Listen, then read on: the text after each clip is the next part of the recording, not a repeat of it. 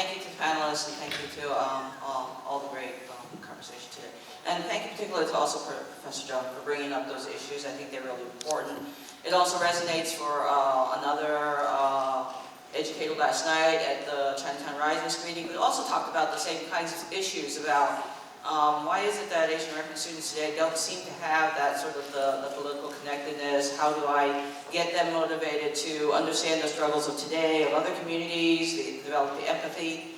I do believe that it is possible. I teach in Women and Gender Studies. I teaching a class in Chinese American Studies and Asian American Studies this semester, and I teach all my classes through history. And one of the things is that I realize that Asian Americans are a very diverse population, demographically, geographically, economically, because of immigration. But I also realize that isn't necessarily not true of other communities as well, Latin American communities as well, African American communities as well. We are going through similar kinds of struggles too, but I think it's possible to get our students motivated. I try to teach my students through history. The history of exclusion of Asian Americans has been an 80-year history in this country that did not end until the 1950s, until the 1960s when we opened the immigration floodgates. Those are things that resonate for us. We do not have to be a part of that history to not understand the empathy of that history. I teach it to my students, and they begin to recognize their connections to undocumented students today, to other communities today. They understand it through when I teach them about the experiences of what happened to our communities in the past, that they recognize how it affects others today. So it is possible to do that. I also try to bring my students, when I read the literature to... I'll have to prompt it. It doesn't have to become a question, because it's okay to have the interchange, but I'll also prompt in terms of thinking. I'm going to wrap up. But also know that if somebody else doesn't raise their hand in another time, you can come back. But keep going and wrap up. I'm going to wrap up. Yeah.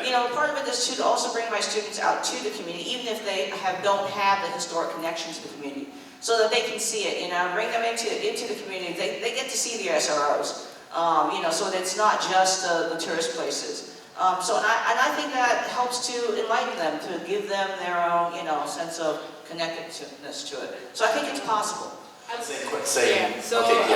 student, it is really important for me to deconstruct student faculty hierarchy. So for example, my mentors, Dr. Martha Escobar and Dr. Stevie Ruiz, they made it really clear that they're learning from us and we're learning from them. So that's how we were both building, passing down leadership positions, or passing down knowledge generation to generation, where I can pass down what I've learned from them to younger students. And so my question is to any of you all is how do you deconstruct student to faculty hierarchy in your academic field? Yeah. If that makes sense. I can elaborate if that doesn't make sense. Are you on? Hello. Is it on? Can you hear me? What about now? The first question about the kind of the Asian experience stuff is, I given that a lot of thought, and I have to say the reason why there's a disconnect oftentimes is for two reasons. Is one for convenience, the other is for the age-old strategy of divide and conquer. That whole idea of the model minority concept destroyed our connection to different struggles. You were kind of asking about how to get folks involved and to see themselves in those same struggles, right? And it's convenient to not have to do it. When that model minority concept came out, it was not just it sounds like a comforting, consoling title. But in all actuality, what it was saying and telling the community is that you might have struggles, but you're not like those other folks that are fighting this civil rights thing. So don't involve yourself in it. And it was convenient to buy into that. But the truth of the matter is, like you're saying, that those struggles were definitely real and definitely connected. All of the internment camps and the whole concept of a yellow terror, that stuff shouldn't just go away, but it was convenient to forget it when you could fall in line with other stuff. But there's levels of that. So, I mean, that's just my take on that question. Okay. Yeah, were you going to come in on the other question about students? So I teach race, crime, and justice, and I've already had students. It's actually, even though it's cross-listed between criminal justice and Latina studies, it's a very cross-ethnic class, and students have said that learning about the history of criminalization in our country has helped them really understand their experience and their family's experience, like across ethnicities. I was a middle school history teacher before I came back to teach college, and I think that lens is so important. If you don't understand that nothing comes from nothing, everything is a historical process. We're in this moment, but there's a long historical process before that. It really, I feel like, helps young people, and people of all ages, like, develop the sense of, like, who they are in this moment as compared to this bigger moment. But that other question is also, my PhD is actually in education. It's in critical studies of education. So I was trained to try to break down these hierarchies. Like, when I teach my students, we're both co-learners, we're both co-teachers, we're both co-researchers.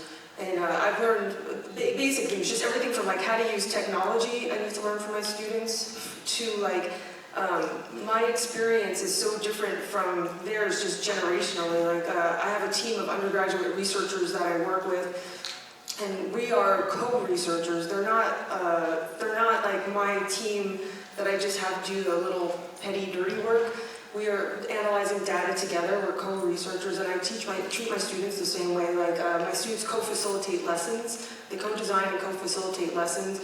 They're always asked, like, what topic is missing from this syllabus, and what would you add, and how can we add it in?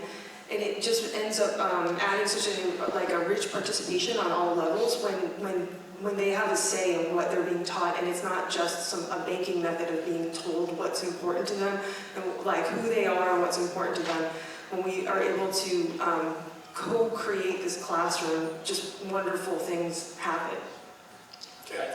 I didn't about that, and I think that the tools that we use in the classroom, I mean, we work, we follow the work of Fanon and Pablo Freire, which is the basis of liberation psychology. So our classes run as a dialogue. We believe that our circles are important, and we have many students, and we are not psychologizing everyone. We talk about the pathology of normalcy, the abnormal, normality, and the normal abnormality. And so, it's also important to think about how the students can have a liminal space. And the Monday night is a place like that, and so is Clinica. So people go through ruptures, and we welcome the rupture that they experience, because there are really opportunities to be able, as Santua described, to be able to fly at night and not be seen. So this ability of seeing beyond what others are not able to see. So I think that it's really, really important to keep talking about class, because most people think that they belong to a middle class, but the economic crisis have really challenged that perception. And if we're open to talk about that, that would be, and there is still a colonial labor force that is brought to this country, and the 10 million people who are undocumented, and the more than 1 million right at the border. Tell me if that's not the colonial model de Barrera used to talk in the 60s or 70s. I think that that's really present in our communities. Our students, we had in a period of a week at Clinica, 2 of their parents being killed, and 2 shootings, right?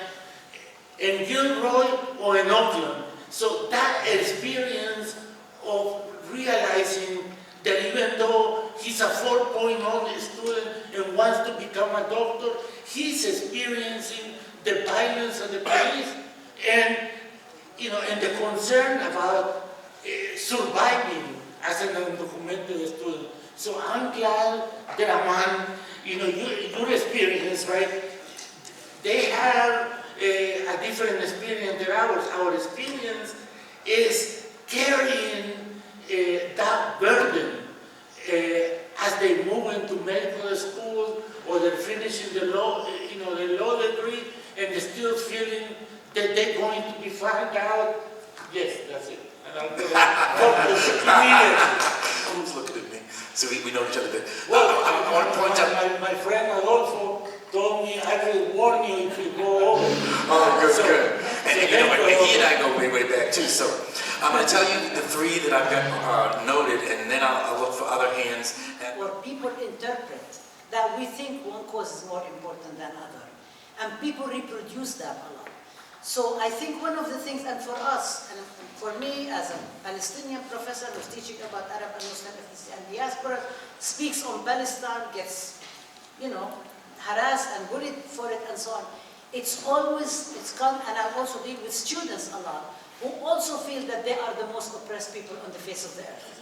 Because every group feels that they're most oppressed. So I think the whole question of Oppression Olympics, that we need to keep reminding, and just say we're talking about justice, we're talking about the indivisibility of justice. We are, and one of the things that we do in AMED studies, we always make connections with other communities and say, okay, so on the day of remembrance about the incarceration camps of Japanese, Americans and Japanese people from Latin America who were renditioned and so on, let's do a program where we think about not exactly the same, things are not exactly the same, but there are parallels, there are shared histories, there are ways for students to learn about the history and also learn about what does it then mean to be incarcerated at the border?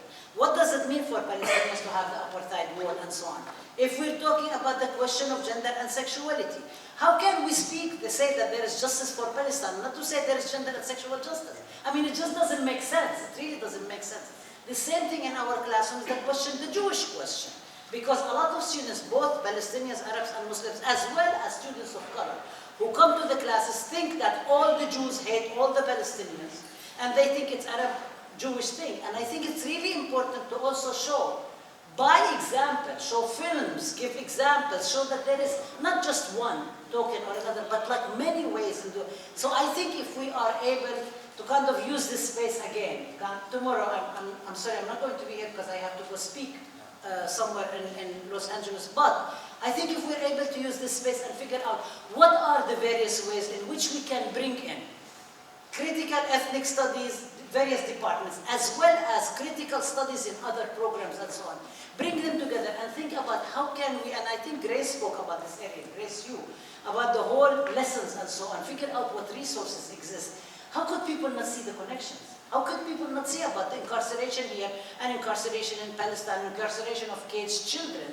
How could the people think that it's okay for anybody to be caged? I mean, it's not okay. So I think there are ways for us to kind of like bring these issues together and think about maybe the past and the present and what's going on. And that I think for Asian American communities in particular and so on, what's going on in the Philippines? I mean, they're murdering people every day in and out, including one of our former students who was beaten up. So I think this is a way for us to kind of like make the connections and think about it. It might be a bit rhetorical sometimes, but if we show examples and we tell the stories, I think it's very possible for people to see it not only through their own eyes, but through the eyes of all our communities. Much appreciated. Studies, I teach in Chicana, Latino studies. I have more of a comment to the Ethnic Studies Council.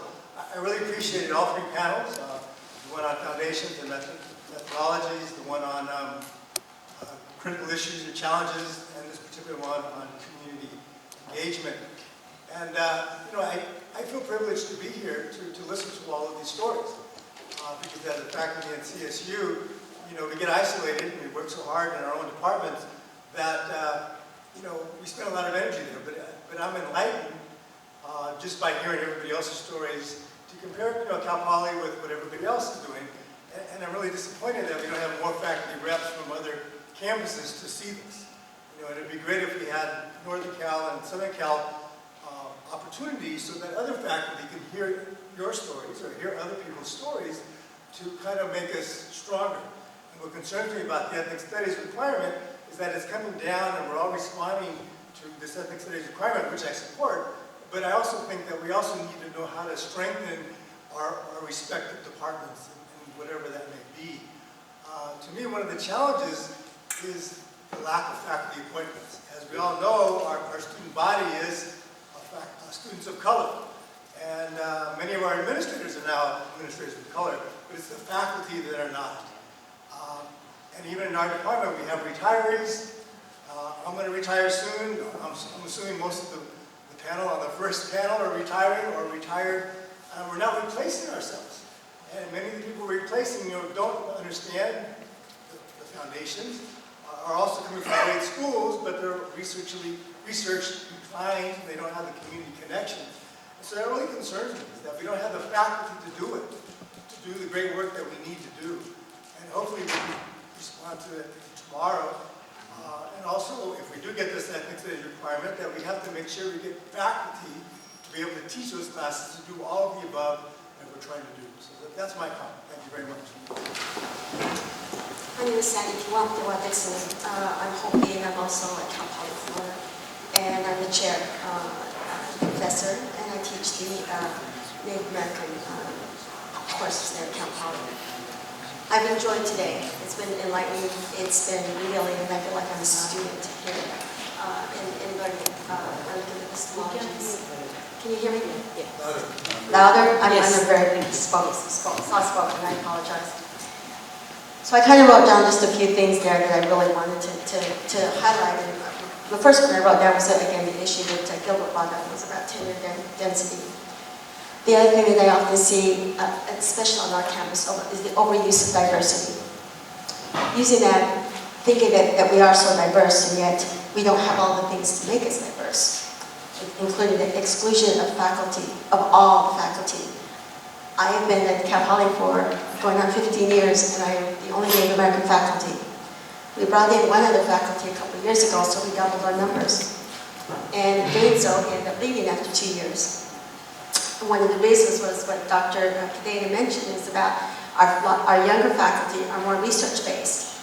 And so he ended up going to another institution that he could go and do more research, right? Not teaching, not being in the community, and yet he was Tonga. We needed him there. It's to get mad at when I call him, but he's fine. He's doing okay. The other thing that I don't know if you ever see this in your communities, in your departments, is really, we have a great number of people and experts in our department, which are people of color, but we have conflicts. And sometimes we don't support each other, and we're not there for each other. And we see these diversions, these things that split up. Very similar to like the crab theory. You see somebody who's shaking your head. Somebody's going up and doing something, and somebody else is there to pull other people down. I don't like it. I see it, and I see that we waste a lot of wasted energy in those areas. The other thing I'd like to real quickly point out is the encouragement of everybody using the land acknowledgement. But as I was talking to Craig, we really have to establish within the CSUs some guidelines and how to. It's popular right now, so everybody wants to do it. But there is a way, and there is a formality that should be recognized. And I really think that we should also maybe establish one. I was at a conference last week in Sacramento with the Native American Initiative group, and there was 5 submissions, and they're all a little bit different. And they should be relative to the communities, but there are some guidelines I think that we may consider looking at. The other thing is, and it was brought up too, and also I pointed out on the slides, we're known as the invisible people. Are you supporting our invisibility by not including us in the graphs? If they're not there, and this is not just the students, this is I see it on class, it's the CSU. We're still not there. But who's taking the time to go and find us? Because we are there. But we are still invisible. And in ethnic studies, we are still a lot of times invisible in these graphs. The term that we use in research, insignificant, is that's what they say. We are insignificant because we do not have the numbers. But we do have the numbers. You just don't want to go out and find this. One of those I loved, really was inspired by the last presentation about the digital issues. And yet it reminded me of an old form that we used to use. It's a comparative graph of Native American values versus American education. When you say that we don't have the communities like we used to, that could be within American education or ethnic studies. But I can pull Native people out and say, we do have those communities. I go to the res every week in Arizona. I have my students that are Native Californians, Indians, the tribes, and they go to their communities and they come back to the campus. And I have to adjust the way I speak when I come back because I've been talking to my mom. Right? I'm there. Those things still exist. Even though our students still have the phones, they're still contacting their Native communities in a way that they know they have to go back to their ceremonies. Can I give you a hint? Yes, and this is my last one. We were in sync. Good, thank you. One thing that we haven't brought up is I think we've separated all of the ethnic groups. My son has a papa and a bubba. His great-grandparents live in South Carolina. His grandma Mamie lives in South Carolina. His other grandma, Hopi, is a Mokopi, and she's Hopi. His grandma in South Carolina is African-American and Cherokee and Choctaw. My grandson is Hopi and Choctaw and Mexican. Where is he supposed to choose? He's multi-ethnic. And I have not yet heard us speak about that integration and interdisciplinary because many of our students are in that way. We have to recognize that they have to be a part of all other communities that they want to belong to. And again, I saw that with the topics of identity. So I think we really need to look at that identity and really, how can we define identity if there is no one identity? Escalate. Thank you. Thank you. Both of your institutions have been able to integrate, I don't know if that's the right word, both of you have been very successful at having ethnic studies courses taught and required, and maybe this is Rudy's genius, I don't know. But I'm just curious, because there's people from other campuses, and so what advice might you give in terms of how we might be more successful with having our courses required? And I know there's huge challenges right now. Right, and you may want to talk more about required. I'll talk about the requirement because I know I've heard a lot about it. First of all, it should be a requirement both in K-12 and in higher education, period, even though all the problems that may emerge from it. For a number of reasons. One is I think it's a response to a struggle. And someone said earlier, ethnic studies is a response to the struggle. And the other thing is I happen to work in teacher education, and I know that for many of those folks, and this is part of Rudy's genius, is that for many of our students, ethnic studies is a requirement. And it's the first time they step into an ethnic studies course, whether they're in it because it's a writing course or a speech course, or it meets the requirement for a teacher credential. The reality is that even if we get them for one course, it makes a difference not only in their lives, but in the lives of the students that they're going to be servicing and working with. And so, yeah, I do think it's something that we have to continue to fight for. I think part of it means that you have to say no to the chancellor's edicts and really mean it. You know, we meant it and we said it and we're standing by it. And I think we have to say no to our academic senate, who pretends to sometimes be for us, but at the same time, many times some of the things that they that they're like the, I'm sorry, all due respect, it seems like it comes from the chancellor's office. You're fighting for ethnic studies and they're saying, well, you know, maybe not, maybe this is what you want instead. So, yeah, I think we have to fight for it. Yeah, and I'm going to transition off of Theresa and over the top of Robert and over here. I'll beat up on the Senate, but I've been an statewide academic senator twice, and I believe I have points in some form of heaven behind that. And so, but the quickness about the requirement, people believe that there is an ethnic studies requirement in San Francisco State. So the first thing I need to say is there is not. That's the first thing. We lost that war, that battle. We lost that battle 35 years ago, but each battle poses an opportunity. So 35 years ago, the brilliance of the faculty then was to get a concession that ethnic studies could conceivably be in every other form of GE.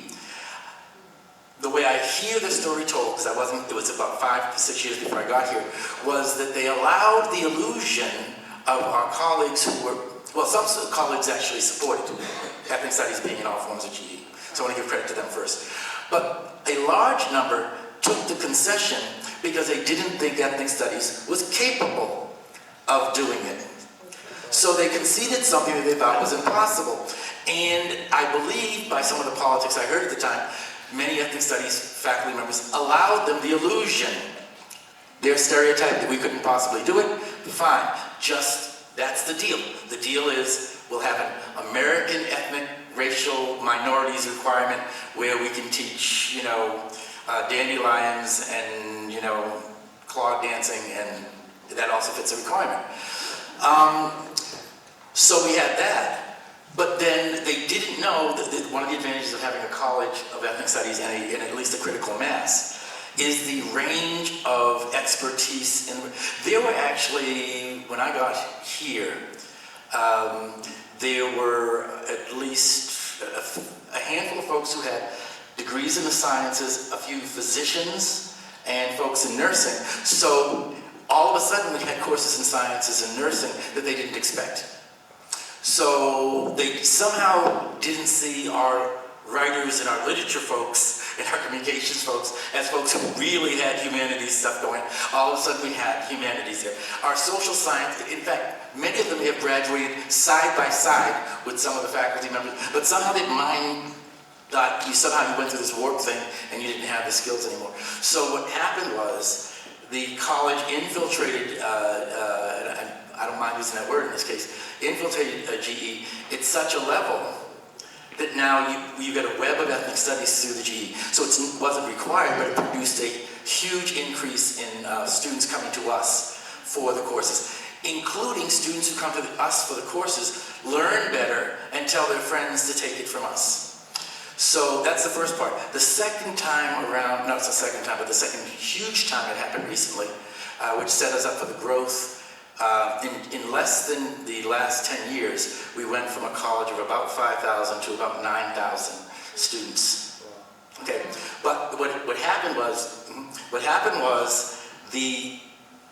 we went to the floor again. Again, we didn't fight the fight of the ethnic studies requirement, but we did fight other GE things like double counting, taking down barriers between, since they were going after this, learning objectives are more important than what you say your course is. Oh, that's lovely. So if our course fits the learning objectives of something, then it is the something. And we can double count. So that means now that our students can take our classes in a major and take all of those courses if they appropriately fit GE categories and fill up their GE. And they can either expedite their approach to graduation because of that, or they can expedite their approach to doing 2 or 3 majors without doing them linearly. So now we have another expansion of students that can take our courses in ways that we choose to take them. Now, the good side of it is the early struggles among the faculty created alliances across the university. So, for example, when we were challenged on recently, Not on everything did we get supported. However, if you go and look at the letters of support for ethnic studies when we were being challenged or attacked a few years ago, the department chairs who signed on to letters represented about 60 to 70% of the faculty on this campus, knowing that it could hurt them. So we also use the politics of the relationships. In other words, we lost the battle 35 years ago. We won a huge battle, and then we made the relationships. We come up to another one, and when we found out this other one, to make sure that it didn't get challenged on the Senate floor.